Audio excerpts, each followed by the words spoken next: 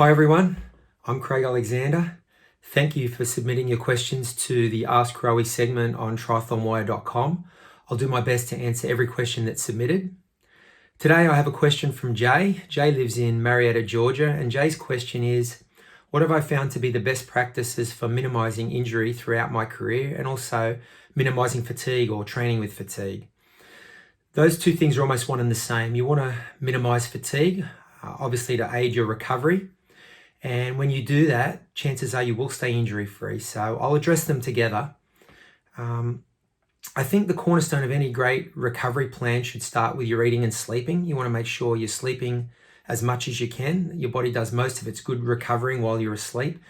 And you also want to eat well. You want to make sure you're fueling your body up for sessions and also recovering after sessions. So eating and sleeping should form the cornerstone of your recovery plan.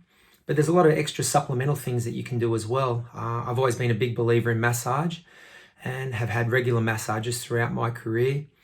I've loved ice baths, although the science and research now suggests they're not 100% sure if they're as beneficial as they thought they once were. I always loved them, so I'd incorporate them into my weekly routine.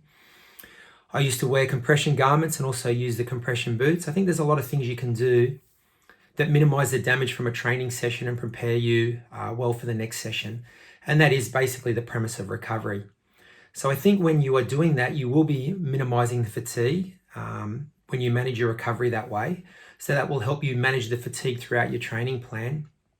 And that goes a long way to preventing injury as well. So another really important thing that I think every athlete, whatever level, should do is get in the gym regularly. I had a core strength and stability routine that I used to do 2 to 3 times a week.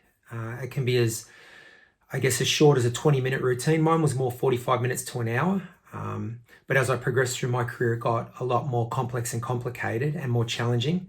You can start at a very basic level though, and I think it's important to do this for a number of reasons. Firstly, there is a performance benefit. When you move well, when you move in a functionally correct way, you're more efficient. And as an endurance athlete, that's very important for being able to maintain form and pace and effort later into the race.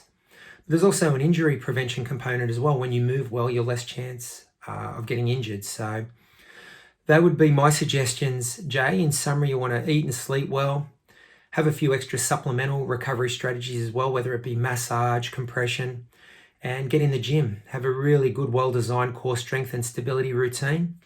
I think for me, these have been very successful in staying injury-free and also managing fatigue throughout a training program. Thanks for the question, mate. I really appreciate it. If you have a question, get it into triathlonwire.com/ask-Crowie, and I'll give you my best answer.